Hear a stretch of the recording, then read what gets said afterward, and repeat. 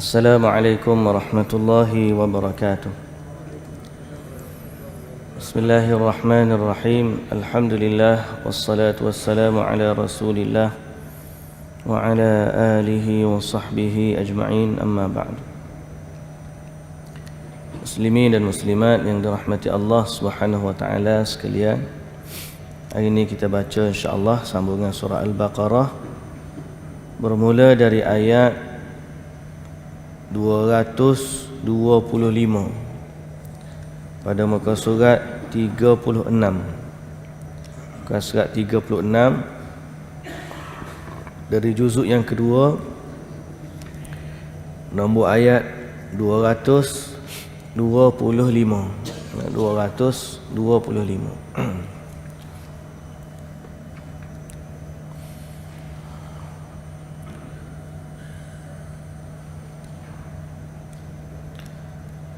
أعوذ بالله من الشيطان الرجيم.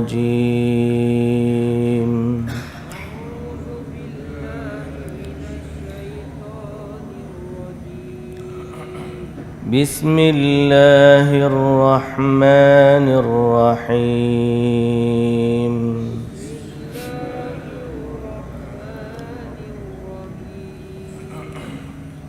لا يؤاخذكم الله باللغو في أيمانكم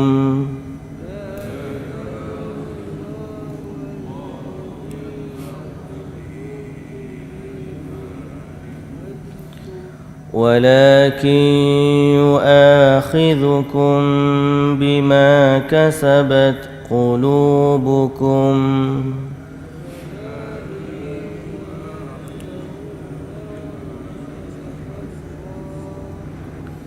والله غفور حليم.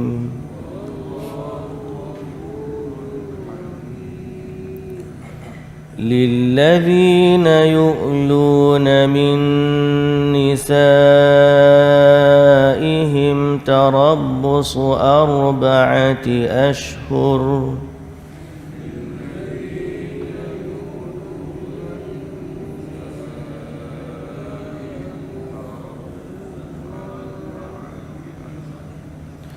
فإن فاءوا فإن الله غفور رحيم.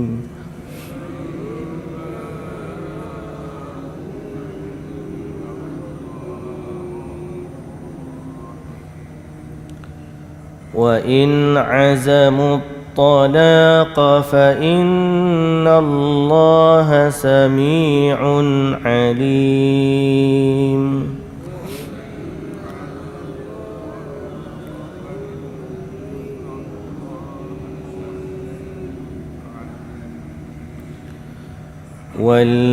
والمطلقات يتربصن بأنفسهن 3 قروء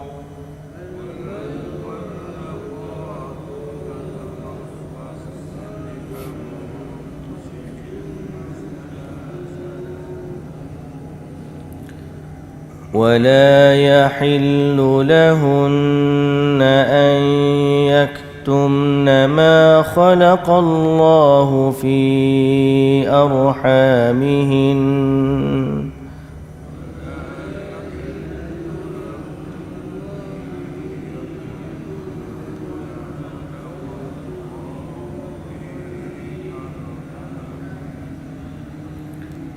إن كن يؤمن بالله واليوم الآخر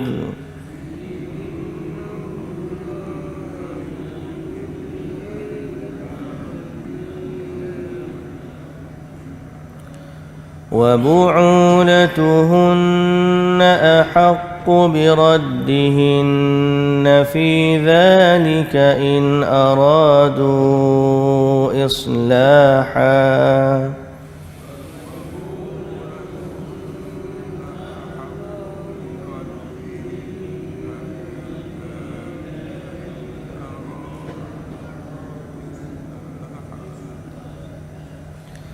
ولهن مثل الذي عليهن بالمعروف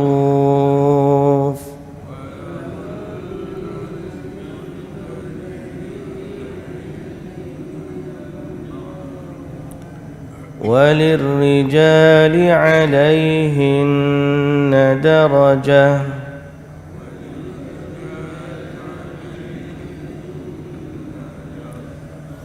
والله عزيز حكيم.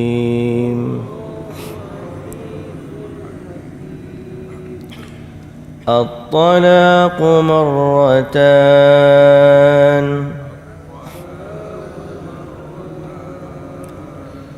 فإمساك بمعروف أو تسريح بإحسان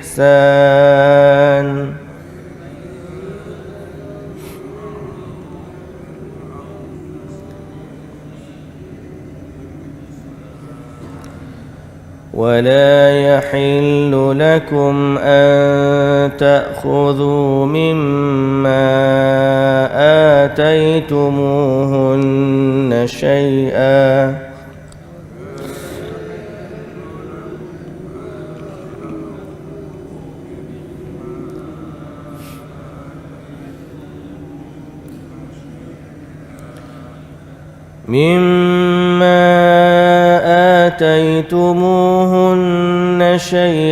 إلا أن يخافا ألا يقيما حدود الله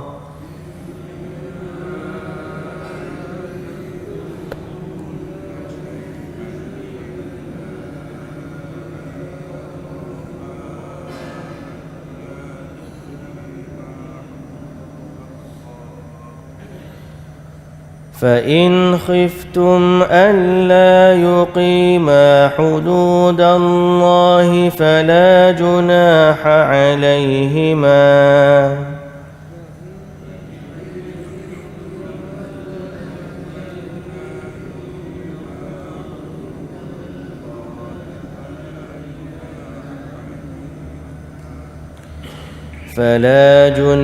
عليهما فيما افتدت به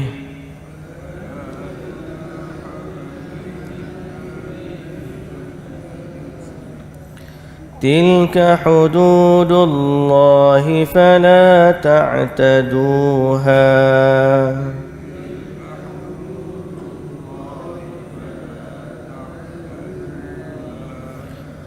ومن يتعد حدود الله فأولئك هم الظالمون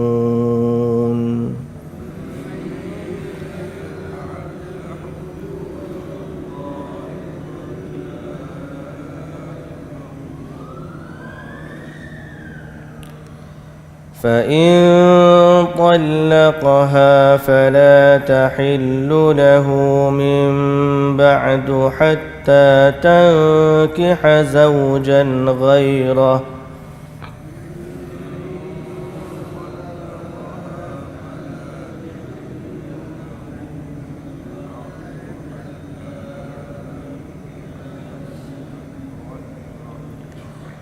فإن طلقها فلا جناح عليهما أن يتراجعا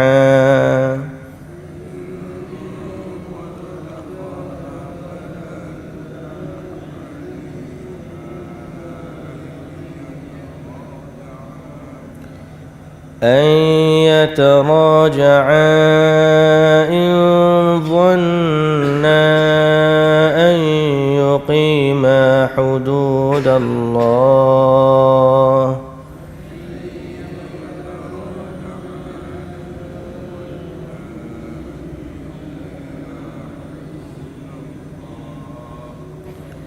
وتلك حدود الله يبينها لقوم يعلمون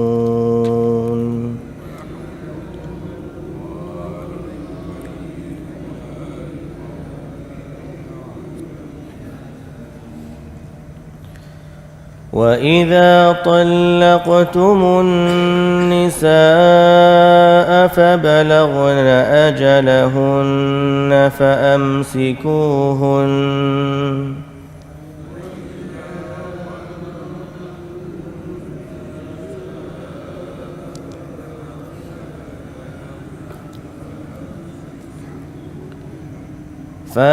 فأمسكوهن بمعروف أو سرحوهن بمعروف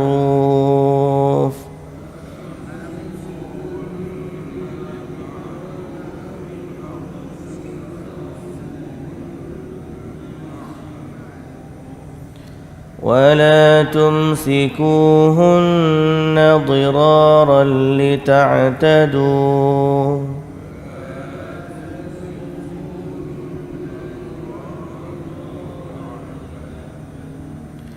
ومن يفعل ذلك فقد ظلم نفسه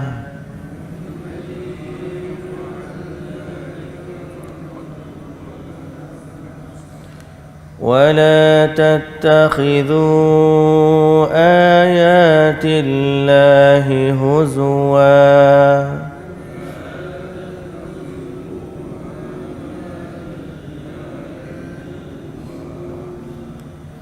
واذكروا نعمة الله عليكم وما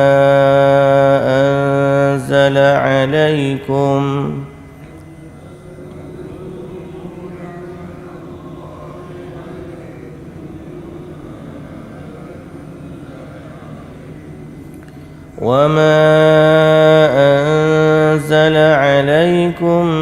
من الكتاب والحكمة يعظكم به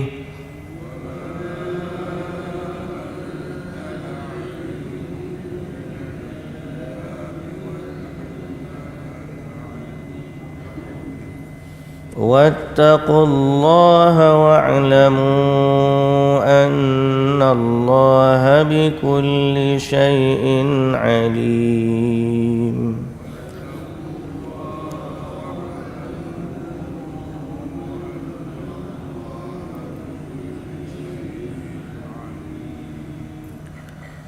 وإذا طلقتم النساء فبلغن أجلهن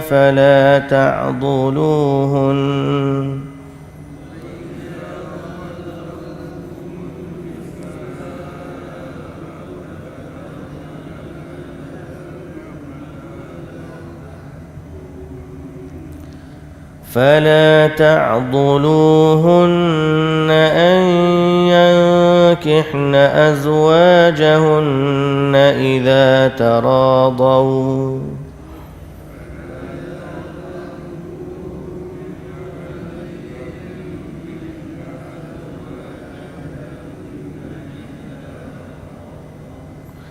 إذا تراضوا بينهم بالمعروف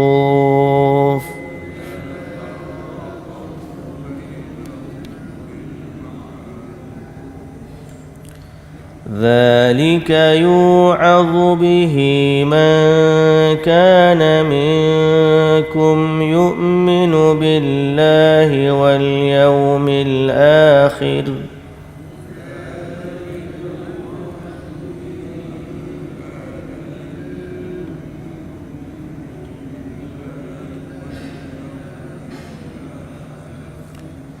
ذلكم أزكى لكم وأطهر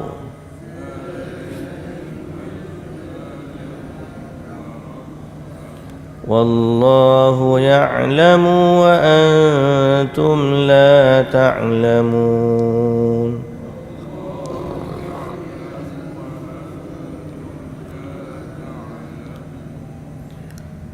والوالدات يرضعن أولادهن حولين كاملين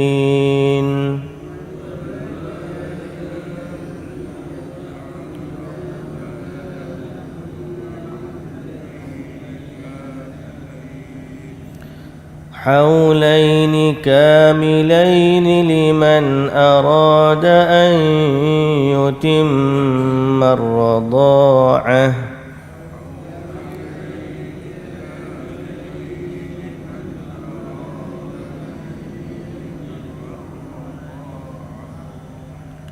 وعلى المولود له رزقهن وكسوتهن بالمعروف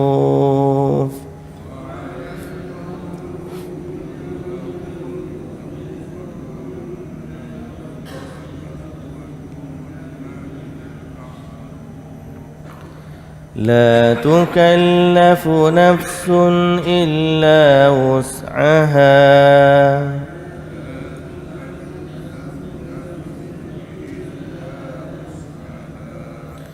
لا تضار والدة بولدها ولا مولود له بولده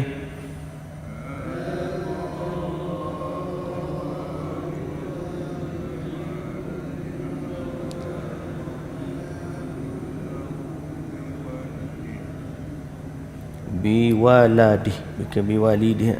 Sekali lagi.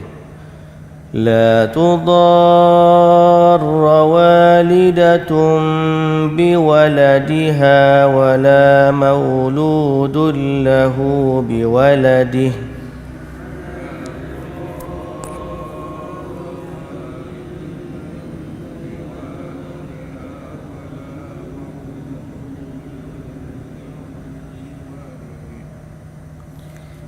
وعلى الوارث مثل ذلك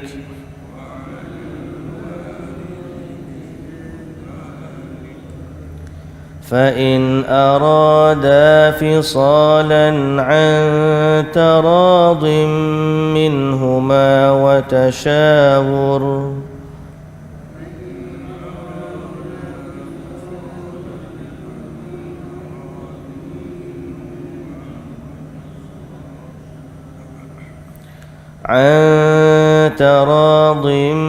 منهما وتشاور فلا جناح عليهما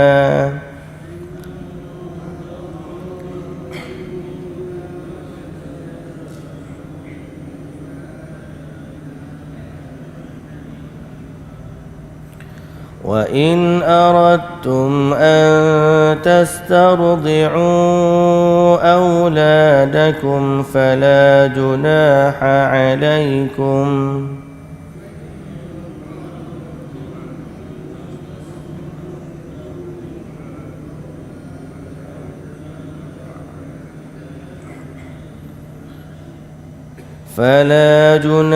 عليكم إذا سلمتم ما آتيتم بالمعروف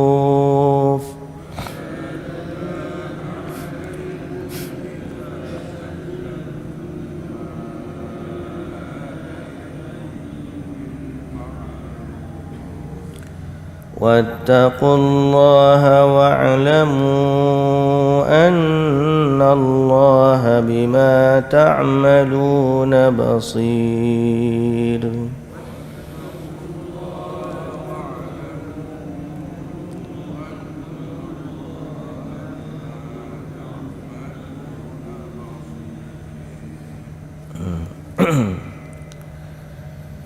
بسم الله الرحمن الرحيم Alhamdulillah wassalatu wassalamu ala rasulillah wa ala alihi wa sahbihi ajma'in.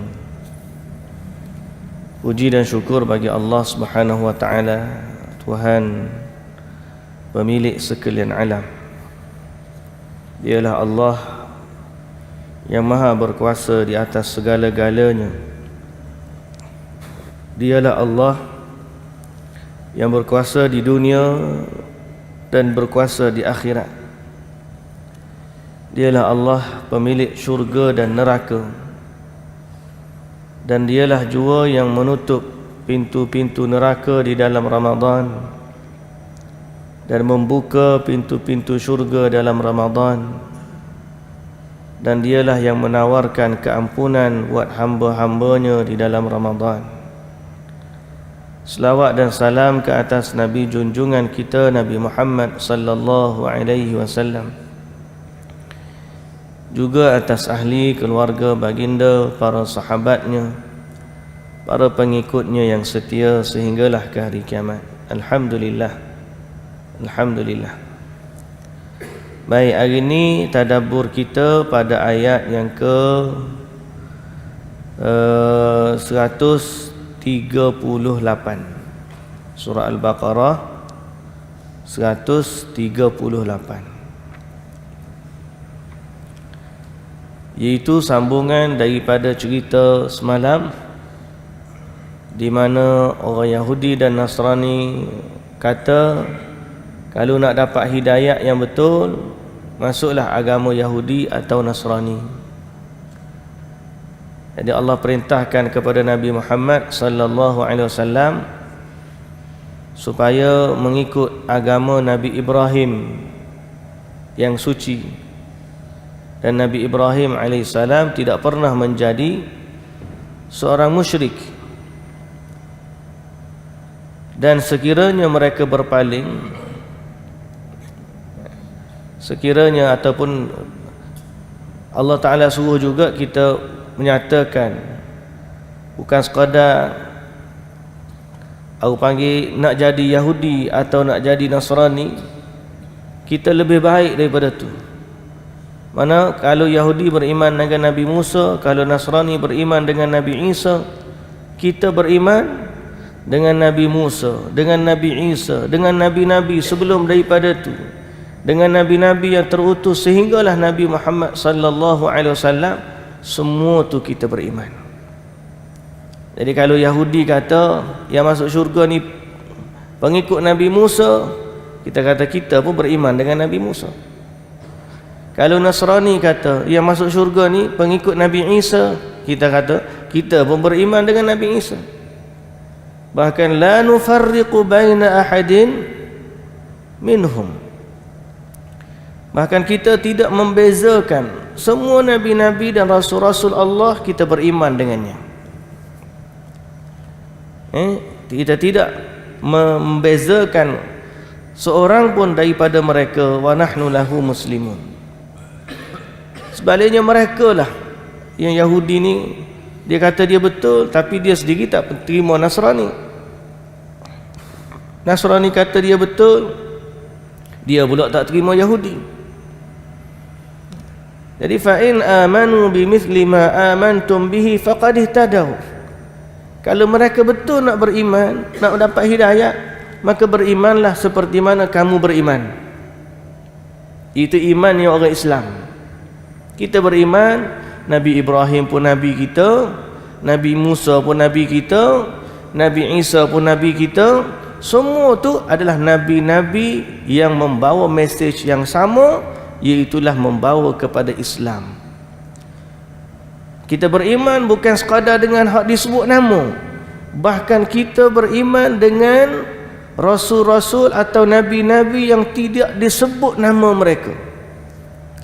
Dalam Quran kata ada rasul yang kami sebut nama mereka, dan ada rasul yang kami tak sebut pun nama mereka.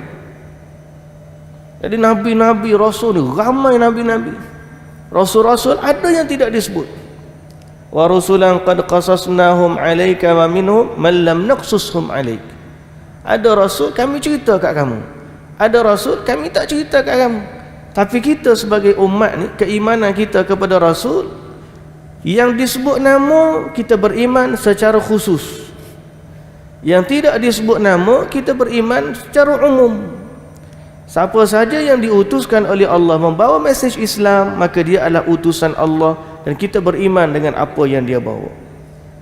Sampailah kepada Nabi Muhammad sallallahu alaihi wasallam.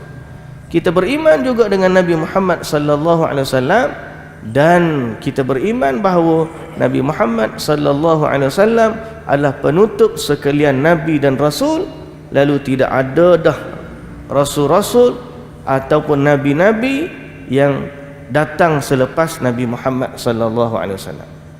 Yang ada adalah pewaris Nabi, iaitulah al-ulama warasatul anbiya.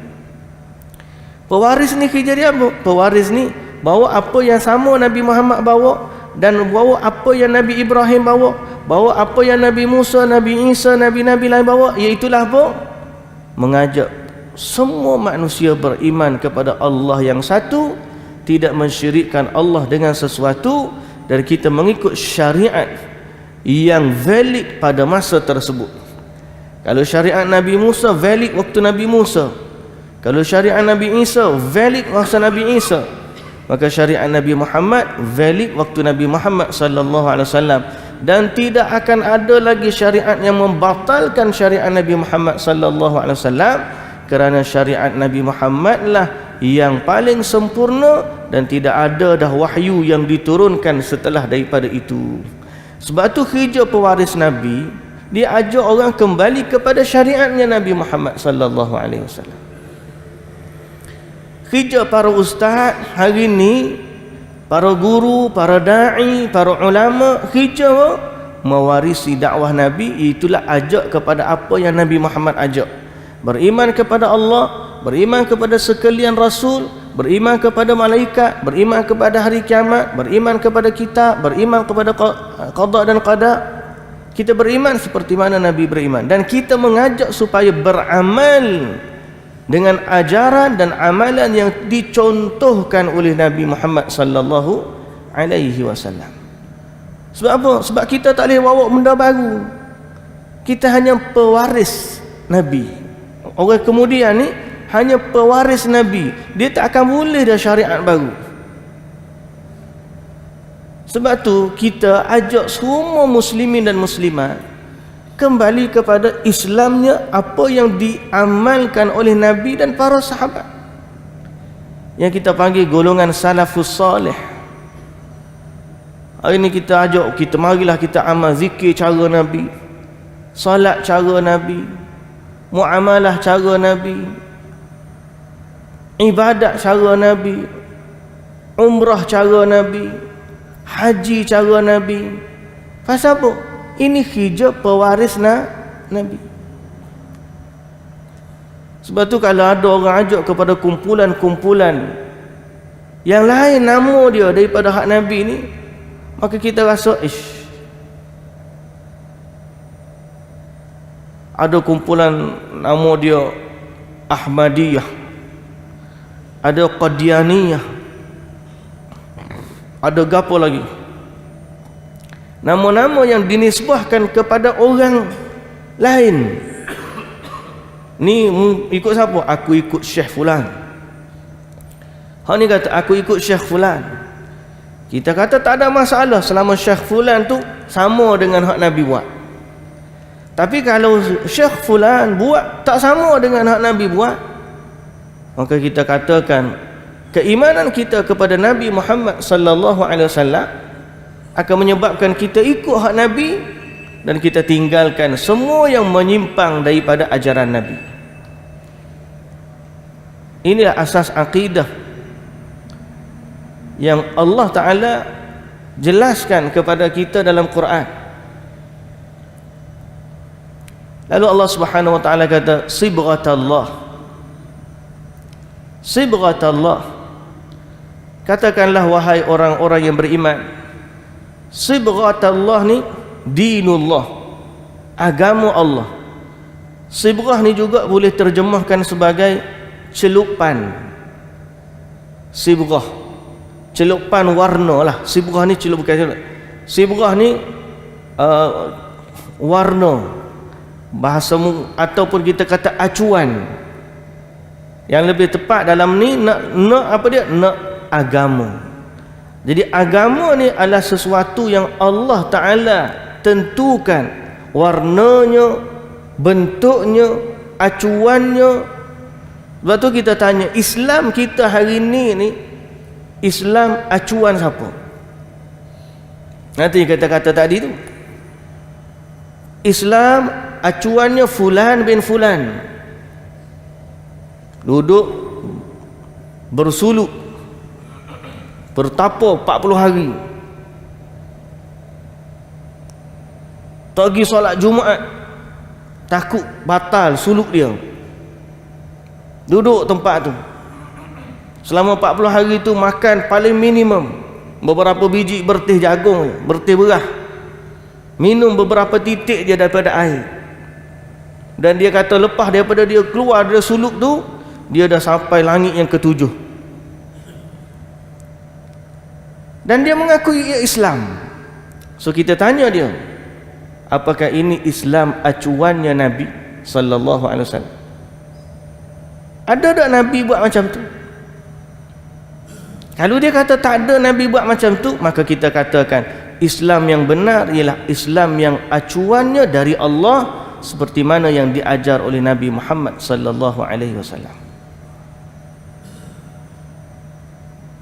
Inilah kerja warasatul anbiya. Tapi kita akan menghadapi cabaran bila kita nak ajak kepada apa yang Nabi ajar. Sebab kadang-kadang berlaku dalam masyarakat apa yang telah berlaku pada umat terdahulu, di mana Allah Subhanahu wa taala kata, wa idza qila lahum ittabi'u ma anzalallah qalu bal nattabi'u ma alfayna alaihi aba'ana. Apabila dikatakan kepada mereka, ikutlah apa yang Allah dah wahyukan, Allah dah turunkan, tapi mereka jawab, kami nak ikut apa yang nenek moyang kami dulu buat. Kalau main ilmu nenek moyang, maka tak sudah, kita tak kembali kepada inti agama tu. Inti agama beriman kepada Allah, mengikut acuan yang Allah sendiri tetapkan. Jadi pewaris Nabi kena pergi kepada inti tu. Sibghatullah, celupan warna Allah, iaitulah agama ni Allah yang tentukan. Wa man ahsanu minallahi sibghah. Dan siapakah yang lebih baik celupannya daripada Allah? Siapakah yang lebih baik celupannya daripada Allah? Iaitulah siapa yang lebih baik tentang acuan agama daripada apa yang Allah tentukan. Saya suka kadang-kadang ambil contoh, tuan-tuan. Agama ni bukan ruang untuk akal tu berfikir dan menetapkan satu syariat yang baru. Sebaliknya, agama ni adalah ruang untuk kita berfikir dan taat kepada apa yang telah Allah tetapkan. Bukan tak fikir dah, fikir, tapi fikir cara mana yang Allah Ta'ala tetapkan. Bukan berfikir nak buat sesuatu cara yang Allah tak ajar. Sebagai contoh, bab agama, kita sama tahu bila manusia mati, mayat dia akan hancur, akan membusuk. Semua manusia tahu. Kemudian bila berlaku kematian, macam mana dia nak muat dengan jenazah mati dia? Orang mati ni nak buat macam mana? Benda ni telah menjadi kebingungan sejak daripada manusia pertama lagi mati. Dalam sejarah dunia ni, manusia pertama mati tu siapa? Habil lah. Dua orang anak Adam yang bergaduh tu. Maka Qabil bunuh Habil. Bila Qabil bunuh Habil, dia pun pening. Dia kata, mana nak buat? Ini manusia pertama ni. Lalu Allah Ta'ala hantar burung gagak. Burung gagak tu dia bergaduh dengan kawan dia, mati seekor. Lepas tu burung gagak tu pun kuih tanah. Kemudian tanam apa tu mayat burung. Lepas tu dia pun kambuh balik, pergi. Habis pun tengok, oh lagu ni aku nak buat macam ni juga. Yang sebenarnya burung tu diutuskan untuk memberi contoh. Kalau kita tengok hari ni tak ada pun burung gagak buat macam tu. Tapi waktu tu Allah Ta'ala nak tunjukkan, ginilah cara kamu uruskan mayat. Kebingungan tu kalau tidak dirawat dengan wahyu, apa jadi? Maka kita tengok wujudlah macam-macam ritual, cara manusia menguruskan jenazah bila di mana dia menyimpang daripada agama. Kalau dia letak cara nak fikir, maka ada orang fikir gini, kalau dia mati daripada dia busuk, kita bakar terus. Jadi abu, kita simpan abu, tak busuk lah. Dia pun bakar, masuk dalam krematorium dia panggil tu. Bakar dengan suhu api yang panas. Tinggal-tinggal apa daripada beberapa jam, keluar jadi debu habis. Ambil balik debu-debu tu, simpan dalam bekas, letak dalam tu. Letak dalam pasu, letak dalam rumah. Jadi pada dia, inilah dia nenek moyang dia. Manusia kalau mikir, tapi kalau kata Allah nanya kau orang tu mati, dah lah sakit sakaratul maut dah. Tak ada siapa akhirat lagi kena bakar siapa hacur lebu dah.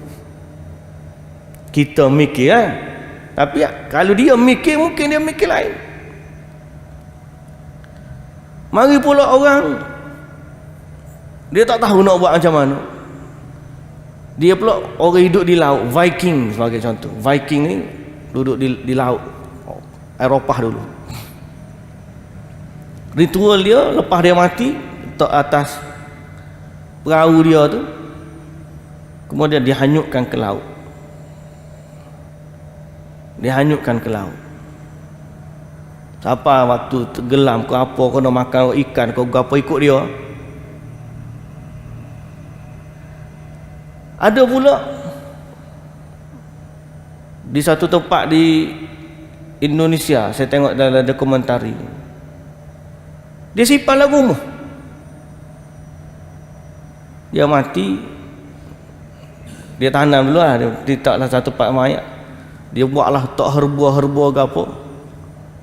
Lepas tu dia akan rawat mayat tu. Setiap tahun dia akan bawa keluar, dia akan cuci, pakaikan baju, make up sikit, letak dalam rumah dia. Lepas daripada kering tu, dia letak dalam rumah dia. Ada yang awet mumia macam Fir'aun dan sebagainya.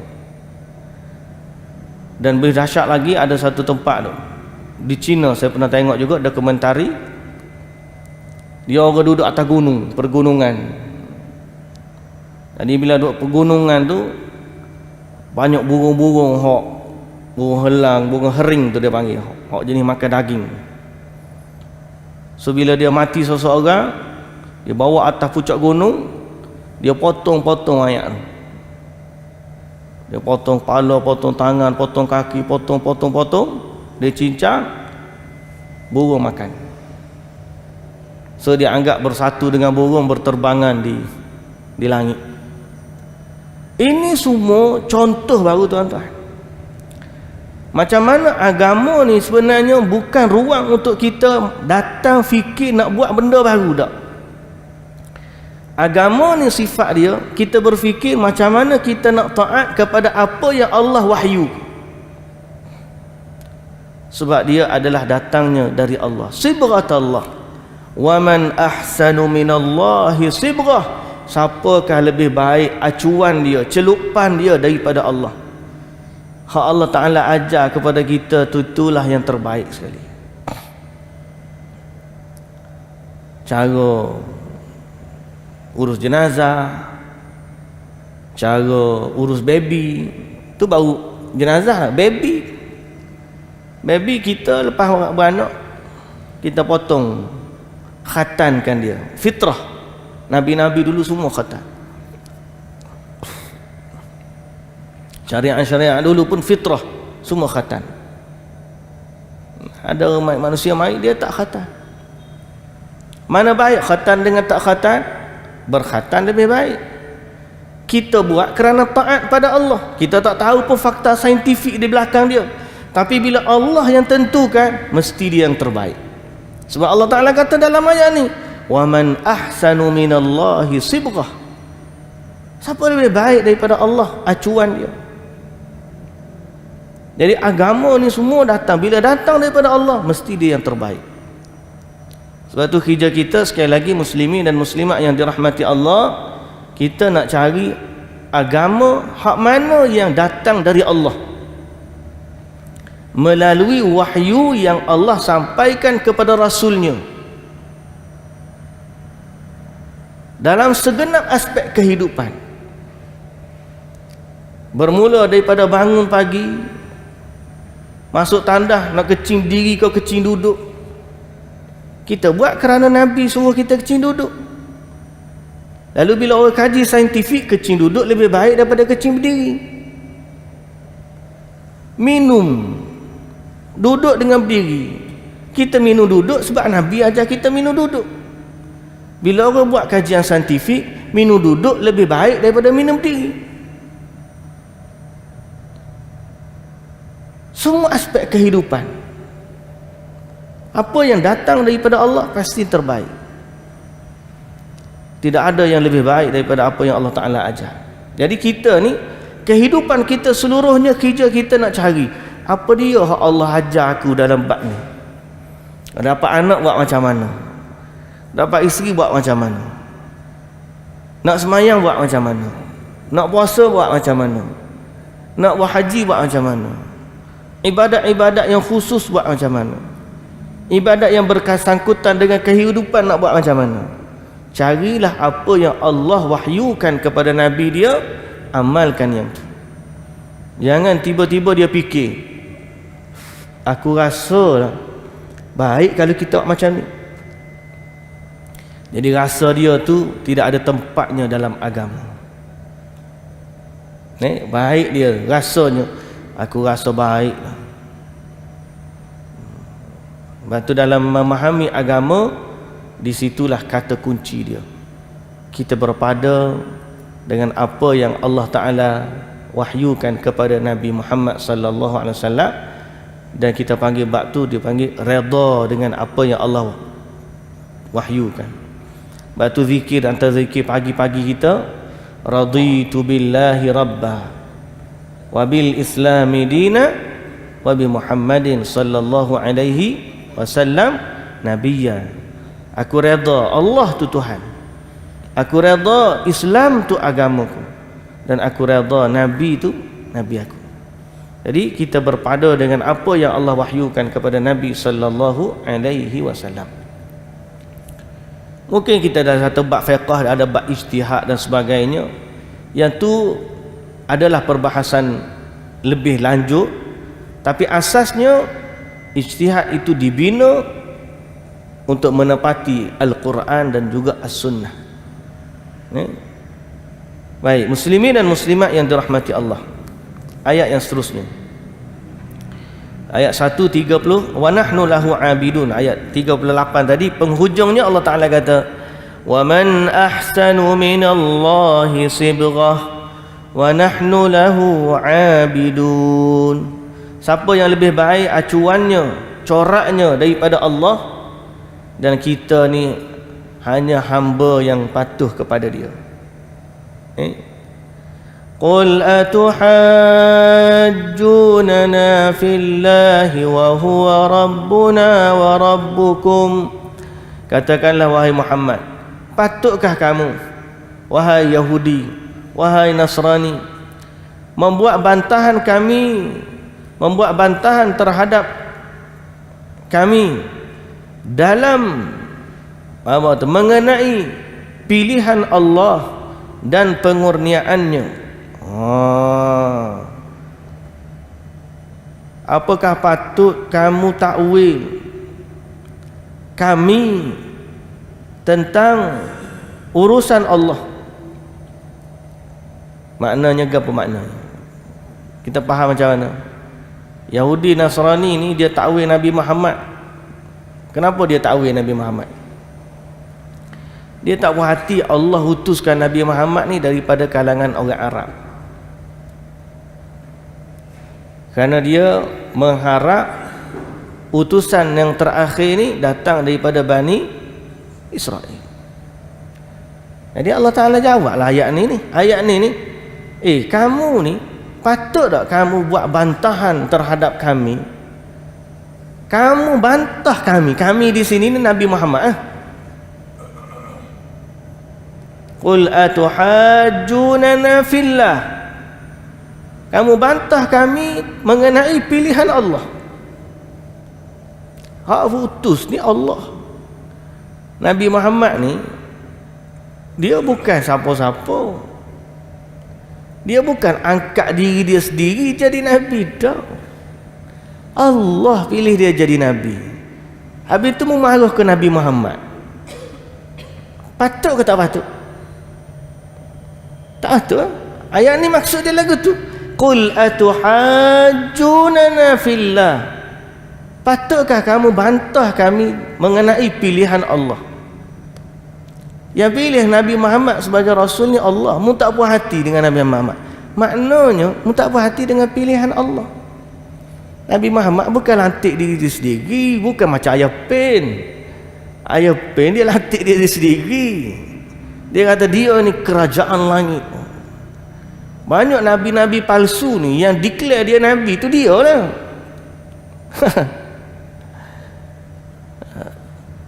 Kalau lagi banyak daripada Nabi palsu mengaku jadi Imam Mahdi. Dia juga declare dia sendiri. Akulah Imam Mahdi. Nabi Muhammad dia tak declare dia sendiri jadi Nabi dah. Dia pun mula-mula terima wahyu takut ketar balik rumah dia menggeletar. Sampai dia kata kepada Khadijah isteri dia, habislah aku, binasalah aku. Kemudian Nabi Muhammad bila jumpa dalam perjalanan tengok Jibril di langit, pengsan Nabi Muhammad sallallahu alaihi wasallam. Lalu Allah Ta'ala tegur Nabi Muhammad, ya ayyuhal muddathir qum fa'anzir. Wahai orang yang berselimut, bangkit kamu, berilah peringatan kepada manusia. Ajak mereka, wa rabbaka fakabbir wa thiyabaka fatahhir. Besarkanlah Tuhanmu, sucikanlah pakaian kamu. Maka Nabi diperintahkan untuk membasmi kesyirikan yang pada masa itu ada dalam masyarakat jahiliyah, kembalikan mereka kepada beriman kepada Allah Subhanahu wa taala. Bukan Nabi yang angkat diri dia sendiri dah. Tak ada pasal Nabi nak pergi balas orang. 40 tahun Nabi tak ada masalah dengan siapa-siapa. 40 tahun tak ada masalah. Semua orang sayang ke Nabi. Dengan sebab dia mengaku jadi Nabi, tiba-tiba dia dimusuhi. Kalau dah Nabi tu kepentingan dia peribadi, tak payah mengaku jadi Nabi pun okey lagi okey. Kalau kerana kepentingan Nabi untuk dihormati, untuk disayangi, untuk diangkat menjadi pemimpin, orang baik dah dengan dia 40 tahun. Kalau setakat nak jadi pemimpin, Abdul Muttalib, tok dia tu memang bangsawan dah. Lepas tok dia mati, pak saudara dia hak jaga dia tu. Abu Talib tu pemimpin orang Arab. Maknanya kalau Abu Talib mati tu, kalau Nabi ni tak bawa mesej Islam, senang-senang aja Nabi nak jadi pemimpin lepas Abu Talib. Orang akan angkat Nabi. Tak ada pasal Nabi nak hilang semua tu sebab mengajak orang beriman kepada Allah. Kalau Nabi buat atas kapasiti peribadi dia, lebih baik Nabi duduk diam, tunggu je masa Nabi akan jadi orang paling kaya di Mekah, paling dihormati di Mekah, diangkat jadi pemimpin di Mekah. Bini dia pun businesswoman hak paling berjaya di Mekah. Harta ada pada dia, kejelitaan ada pada dia, akhlak ada pada dia, keturunan bangsawan ada pada dia. Nak gapo lagi? Tapi oleh kerana Allah dah pilih Nabi, Nabi bawa mesej Islam, dimusuhi, diperangi, sampai nak dibunuh, dihalau daripada Mekah, sampai terpaksa dia berperang dengan keluarganya sendiri. Ni Nabi Muhammad sallallahu alaihi wasallam. Nabi bukan lantik diri dia sendiri. Jadi apa pasal Yahudi ni tak setuju? Tidak lain dan tidak bukan kerana hasad dengki yang ada dalam hati dia. Wa huwa rabbuna wa rabbukum wa lana a'maluna wa lakum a'malukum wa nahnu lahu mukhlisun. Padahal dialah Tuhan kami dan Tuhan kamu. Mu tak setuju dengan Allah. Allah hak pilih Nabi. Allah tu siapa? Dialah Tuhan. Hak pilih Nabi Musa, Allah. Hak pilih Nabi Isa, Allah. Hak pilih Nabi Muhammad, Allah. Wa huwa rabbuna wa rabbukum. Mu tak setuju dengan Nabi Muhammad apa? Allah kan Tuhanmu. Hak pilih Nabi Musa siapa? Allah. Hak pilih Nabi Isa siapa? Allah. Hak pilih Nabi Muhammad, Allah. Jadi qul atuhajjunana fillahi wa huwa rabbuna wa rabbukum. Kenapa kamu tak puas hati dengan kami ni, yakni di sini Nabi Muhammad sallallahu alaihi wasallam? Dan kamu takwil kenapa Allah pilih Nabi, sedangkan dialah Tuhan kami dan Tuhan kamu. Walana a'maluna walakum a'malukum wa nahnu lahu mukhlisun. Ginilah, mu buatlah gapo hang mu nak buat, aku buat apa aku nak buat, dan kita serahkan atau kami serahkan urusan ni kepada Allah Subhanahu wa taala. Inilah nilai dakwah, perjuangan agama, semuanya asas pada akidah kita, kepercayaan kita bahawa hanya Islam agama yang benar. Nabi Muhammad itu diutuskan oleh Allah Subhanahu wa taala, dan kita sebagai hamba yang diperintahkan untuk patuh dan taat kepada Allah dan Rasul. Jadi kerja kita hari ini muslimin dan muslimat, jangan jadi serupa Yahudi, jangan jadi serupa Nasrani. Sebaliknya jadilah hamba yang taat kepada Allah pada apa yang Allah perintahkan. Bila kita tahu benda ni Tuhan kata, sami'na wa ata'na. Bila kita tahu benda ni Tuhan tak kata, Nabi tak ajar, kita berlepas diri daripadanya. Pasal apa? Kita ada tugas yang utama kita, ialah menjadi hamba yang taat kepada Allah, mengikut acuan yang Allah tetapkan. Okay? Sebab tu ulama ni siapa sanggup kena label macam-macam. Ulama-ulama, Imam Ahmad sampai di penjara. Tujuan apa tu? Sebab nak ajak manusia message Islam ni agama Allah. Benda hak Nabi tak ajar, Nabi tak buat, kita ikhtiar ajak masyarakat. Tinggallah hak Nabi tak ajar.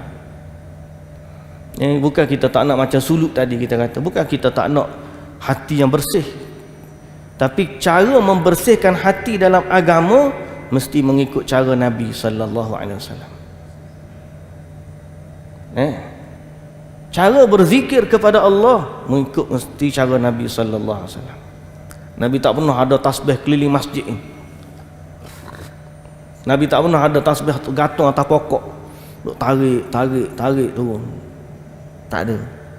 Nabi zikir dengan tangan dia, duduk subhanallah walhamdulillah wala ilaha illallah wallahu akbar. Ada zikir-zikir yang Nabi ajar.